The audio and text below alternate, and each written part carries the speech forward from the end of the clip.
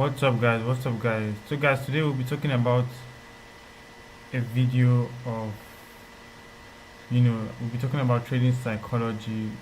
So, guys, I'll be previewing a video called from this channel called, let me show you this Mark Douglas video called Trading Psychology. We'll be talking about trading psychology. So, we're watching this video together. So, we're live, guys. So, you guys just pay attention to the video and just learn from this.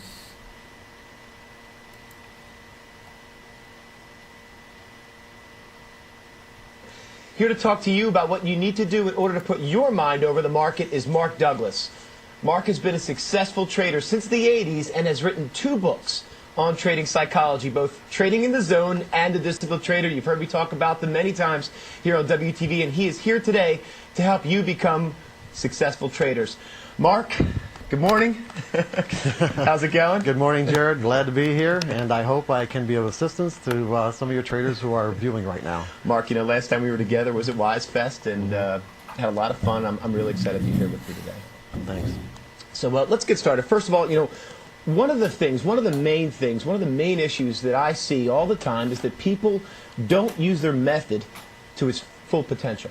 In other words, there's a negative correlation between what the trader ends up with and what he could have had if he just followed his methodology. In your DVD program, you refer to this as the profit gap. This is a problem. You refer to it as the profit gap. And I think it's one of the least understood concepts of trading. Can you address this a little bit, this profit gap? Yeah, that's actually a really good place to start because I think that more than anything, what your viewers want or what your customers want are consistent results. They want to be able to produce an income that that they can rely on from their trading, and I'm sure that many of your viewers have already realized that getting a steady income is not such an easy task. Yeah. And everyone seems to get trapped thinking that because trading is easy, right, or because it's easy to find yourself in a winning trade, exactly, which many people do. Right. That they think it's also easy to become a consistent winner. Right. And it took a long time before it actually dawned on me that winning and being a consistent winner are 2 completely different animals, 2 different things. And in some ways, there isn't even a relationship between the 2. It almost seems like there's no relationship between the 2. Yeah. That's what you're saying, right? Yeah. Yeah, that's a real hard mental barrier to break through. Mainly because, it's so easy to find yourself in a winning trade because winning actually requires no skill at all. In other words, unless you consider that the being able to click a mouse button or tap a pad is a skill. Right. And we don't have to have a reason or good reason or actually any reason to put your cursor on the buy or sell button and then immediately find ourselves in a winning trade. And it could be a monster of a winning trade. And what did it take? What kind of what kind of skills did it take to actually experience this? Absolutely none. Yeah. So it'd be natural to take the leap from, well, if it's this easy to win, it can't be that much harder to make a steady income. Like you said, it's that easy to click the mouse and for me to sit there and make $5,000 or $10,000, then it must be pretty darn easy for me to sit there and make a living out of this. And that's what I thought for a long time, but that is not the case. No, and that's exactly how I started out too. And I know, not unlike a lot of other people who are willing to, let's say, give up a real high-paying career to be a trader because they thought it couldn't be that hard. So what makes consistency so challenging? What's the big hurdle there? Well, we're gonna get into that, but at the most general level, I'm going to say that it requires learning the type of skills that people just simply aren't used to learning. Mental skills. Mental skills, yeah, exactly. In other words, it requires mental skills. Most people assume that because their technical method gives them a signal to get into a trade, that if the method produces a high percentage of winners, it will equate to a consistent income, not taking into consideration that the proper execution of those signals requires mental skills. Give us an example of this. Well, take for an example, a high school basketball player who, he'll go in the gym and practice throwing his free throws, maybe for even 2 or 3 hours a day. It wouldn't be unusual for him to be able to hit 50 in a row, would it? I mean, that's you not see that all the out time. of the realm of reality, right? Okay, so the problem is that could he even hit 2 in a row if The circumstances were he was in the final game of the NCAA championship. His team is down 1 point. There's only a few seconds left on the clock, and he was just fouled. Changes everything. Yeah, under those circumstances, without the appropriate mental skills, hitting either one of those free throws is very unlikely.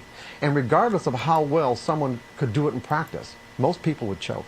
So really the skills you're referring to, what you're talking about, Mark, is actually staying focused on the process, staying positively focused on the process itself, in this case, of throwing the ball, in our case, obviously, of training or following your method, right, and not being worried about blowing it, about the consequences of what could happen if this trade goes wrong. Exactly right. Just like what I'm going through right now. Here trying on to stay TV. focused. Yeah, trying to stay focused on the process of this presentation and not blowing it.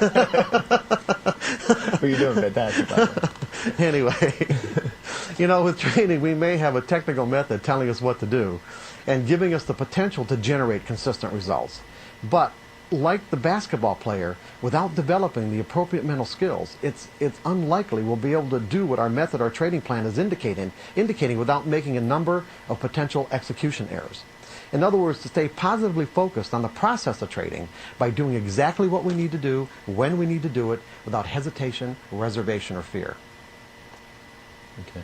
That's So interesting. you see, no matter how good a technical method is at generating winning trades, turning those winners into a consistent income requires the ability to do or not do some things that the method itself can't help us with.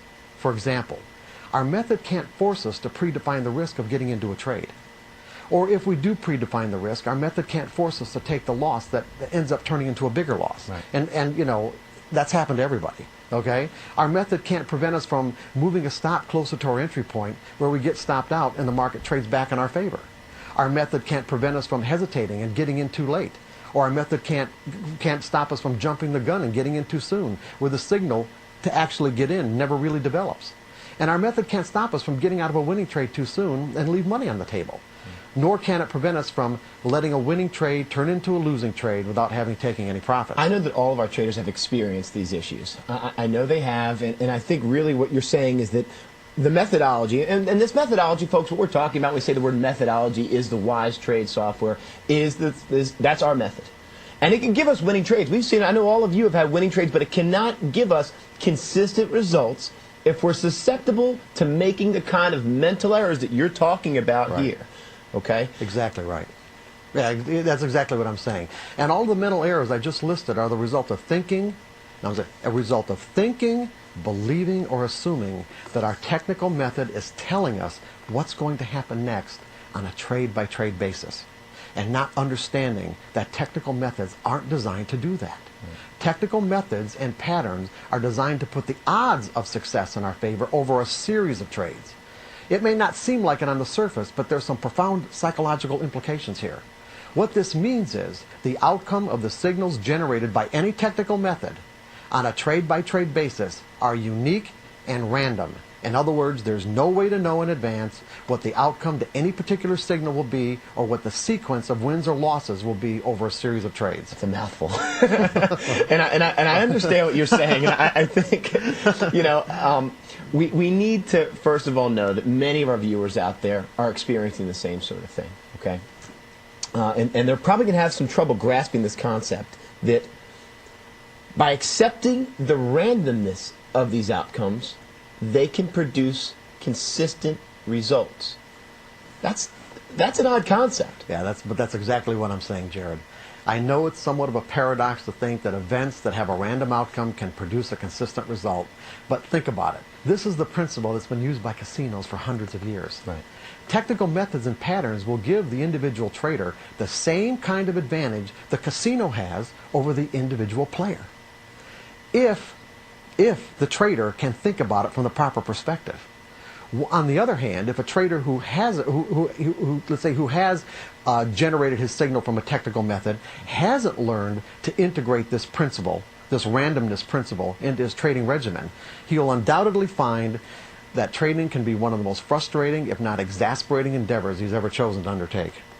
You know, and I know there are a lot of viewers out there who may be experiencing frustration. In fact, I know there are definitely viewers who are experiencing frustration, but I'm not sure if they're making the connection that the reason because they don't believe in this randomness principle where you can generate consistent returns by looking at the outcomes of their trades as random and unique. Right. They have to be able to view that as random and unique. That's, I think, the big issue. No, I know, and that's why we're here explaining it right now. You see, the frustration comes from our expectations. It's from expecting something from our technical method it just can't do. Technical methods define and identify patterns in collective human behavior. Right. Now, the patterns definitely exist. They repeat themselves over and over again. The problem is the outcomes don't always correspond with the patterns on a trade-by-trade basis. So what I'm saying is that, yes, we have patterns, yes, and they repeat themselves over and over, and our minds just naturally think, well, I have a pattern that's consistent, I should have an outcome that's consistent with the pattern, Right. and that's not what I'm saying at all. What I'm saying is that there doesn't have to be a relationship between the outcome and the pattern. Right. So, and if the last trade was a winner, Right. this trade, even if the charts are the same, Right. even if we've got the same exact signal, the same looking chart, there's no guarantee that this trade is going to be the exact same as the past one. Exactly. In other words, the trade I'm in right now could turn out to be a winner, and does that mean that the next trade's going to be a winner? Absolutely not. This trade I'm in right now could end up being a loser, and does that mean that the next trade is going to be a loser? No, absolutely not. This is interesting. I mean, I'm trying to, for us up here, the goal, the main goal is obviously to take these concepts and reduce them down to the most simple of terms. So, let's again back up here for a second. There are traders out there using WiseTrade every Right. single day. They're getting the same exact patterns, okay? But what you're saying is even though the specific criteria is being used to identify the pattern, okay, for each signal, same Right. criteria, same Right. same formula, same everything. Right. The chart pattern can look exactly the same. the Everything. Right. The outcomes to each signal have no relationship to one another. That's right. That's exactly what I'm saying. That there's a random distribution between wins and losses over any sequence of trades that you might look at. And so, and again, this is a very difficult concept to grasp, but it's really the traders who have grasped it, let's say, and learn how to think in what I call probabilities. Okay. They're the ones that don't experience the same kind of emotional trauma that the typical trader does, because they're expecting something that just may not happen. So, for an example, if this trade's a winner based on this particular trade I'm in right now, based on the exact same criteria that, or let's say I'm in a trade right now, or I'm getting into a trade right now, and the exact same criteria exists in the market that did the last time, I'm going to naturally expect it to be a winner if it was a winner the last time. Or I probably will naturally expect it to be a loser if it was a loser maybe the last time, or we had 2 or 3 losers in a row. And this could be a source of frustration for traders. Oh, absolutely. In other words, and that's exactly what happens. It is a source of frustration, because if I'm expecting it to be a winner and it turns out to be a loser, I'm going to be frustrated. Not only going to be frustrated, I'm going to be disappointed, and I may even feel betrayed, depending on how much kind of energy that I put into the idea that the trade is going to be right. Well, how do we get over that? I mean, how does a trader take, okay, so I've got all the things right. I've got my charts lined up. I've done everything I was supposed to do. How does the trader at least begin to accept these sorts of things, or how do they begin to remedy these issues? Well, here we kind of have to get into the nuts and bolts of this, of just exactly how the markets work, because I think that one of the big problems, one of the reasons why people have such a difficult time with this, is because their initial exposure to the markets themselves is through electronics. Right. In other words, through electronics, there's a real disconnect between what you're actually participating in and what's causing, you to want to participate in the first place. In other words, markets started as exchanges. Right. And there were, and so when you traded at an exchange, so you know that all prices are people-generated events. Correct. They are, and see, this is what people have to take into consideration. Everything happens because of what people believe. When you look at the nature of trading and break it down to its simplest components, what you have is everyone trying to do the same thing. There is no possible way that any of us can make money as traders unless we can buy low and sell high, or sell high and buy low. Correct. Is there any other way, Jared? No. No other way. In every to do it. market. In every market. So basically, everyone's trying to do the same thing, are they not? Yes. Everyone is doing the same things. Now, the reason why we have price movement is because everyone has a different idea about what is high and what is low. Okay, Right. so now I get exposed to a technical method. Now, what does this technical method do? And this is the relationship that people need to grasp. If they grasp this relationship, then they can grasp this idea that you can take the same set of criteria and end up with random results. And it's this. It's like what people realized years ago is that you can take data points. In other words, data points meaning what you're doing is you're translating the human the human behavior, the human belief in if I'm going to buy into something visual. What's that? No, it doesn't have to be visual, but it's like it could be. Yeah, it started out being visual. It started out being chart patterns based on bar charts.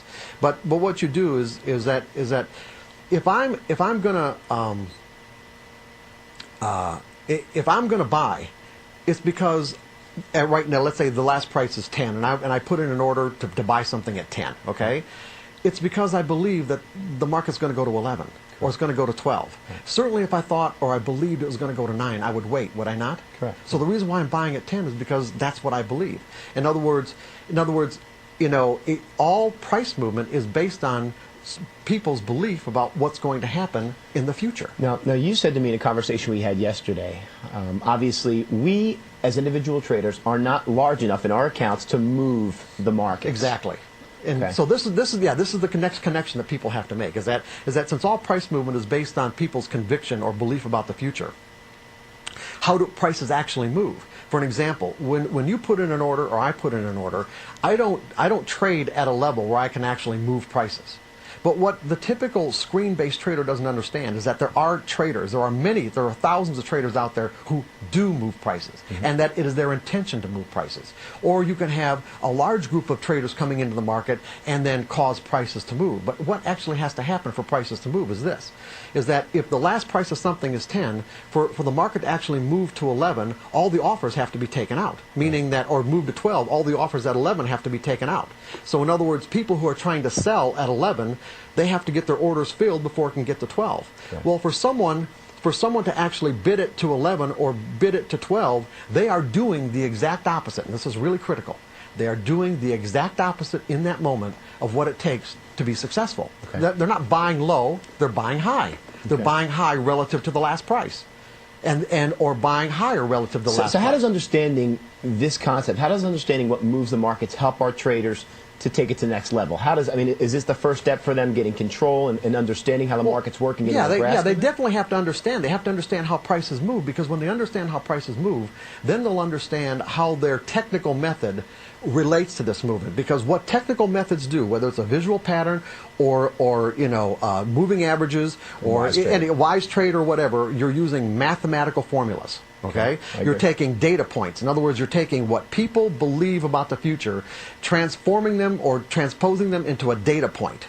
Okay. As a price over time, Right. okay, or with volume. There's any Or a fresh number, cross. yeah. There's any number. That's what it ends up being is a fresh cross. But I'm talking about the actual mathematical formula that makes the fresh cross. Okay. Okay. So there are any number of variables that go into this equation. Now, what people have found is that, and this is here, what people have found is that using these data points into certain types of mathematical equations, you can find patterns in collective human behavior. And what these patterns mean is this: is that when this set of criteria, okay, is present in the market, that there is simply a higher probability than not. In other words, there's a higher probability, or what I'm going to call an edge, a higher probability of one thing happening over another, that other people are actually going to come into the market and bid it higher from here or offer it lower from here. There's just, in other words, when the pattern is present, this collective pattern is present, it will repeat itself. But the problem is that it repeats itself on a random basis because even though the actual mathematical criteria is exactly correct or exactly the same. Mathematical models can't predict human beings. That's right. Mathematical models can't predict who the actual individuals who are going to come into the market and actually do it. Right. In other words, it takes someone to do it. When you put on a trade, if you're not going to make your trade a winner by bidding the market, if you bought something by bidding the market, Using all of my money. Using all of your money you bought something at 10, you could actually wipe out all the offers and bid it to 11 or bid it to 12 or bid it to 13. Now, if the price is at 13, all the trades that you put on at 10 are winners, right? But I still Okay? bought it at 11 and 12. Yeah, but well, you're averaging up. But the point is, all the trades that you put on were winners. You actually made yourself a winner. That's correct. But what I'm saying is that when you don't trade at that level, we are actually obliged to other traders to come in to buy something at a worse price than what we thought was low to make us winners. So what you're saying is most of us out there are dependent upon someone else Exactly. to move the market for us. We're trying to identify that pattern, obviously using the Wise Trade software Right. to find those common entries. But again, it's a random event. But we're it's a putting random- the edge you said in our favor. Yeah. Jared, when you put on a trade, okay, when you put on a trade, do you know who, now what we've done, we've reduced the market down to these terms, okay, that it takes someone else to make us a winner, right? Correct. Okay, when you put on a trade, do you think about who that might be, who might come into the market to actually make you a winner? No, of course not. Yeah, no. And if it turns out to be a winning trade, do you know who those traders were or who that trader was that actually made you a winner? No. Is there any way to know? No. There might be, but it'd be pretty hard to find out, right? I mean, you could Make go, up your phone you could go, calls. yeah. Well, you can go to the clearing firm, the firm that clears the bottom line is you bottom line. Yeah, exactly. So what I'm saying is that when the pattern presents itself, like, okay, I have an edge here. When the pattern presents itself, we don't have any idea of who is actually going to come into the market to do this for us. And so there's no point in analyzing. There's no point in judging. There's no point in trying to figure out whether it's going to work or not. It would be like, for an example, if I said to you, Jared, I'm going to give you a coin, and this coin is weighted in a way where it's going to come up heads 70% of the time. Right. Now, just because I know mathematically and statistically that this pattern of coming up heads 70% of the time exists, is there still any way for me to know the actual sequence to heads to tails? Of course not. It's an infinite. Oh, I'm saying, do I know the sequence? In other words, I'm going to flip the coin 100 times, and statistically it's going to come up heads 70% of the times. I still don't know which Times it's flips are gonna come going up heads, which are gonna come up which tails. flips are going to come up heads. They say which flips. It's not the times. Right. Which ones? In other words, we flip the coin once, it comes up heads. Flip the coin twice, it comes up heads. The next one's tails. The next one's tails. The next one's tails. In other words, we could have streaks of heads or tails. Okay, we could have streaks in there. The point that I'm making is that there is no way to know the actual sequence. But at the end of the day, we know we have 70%. So what that does, that obligates us, if we want to be able to trade our methodology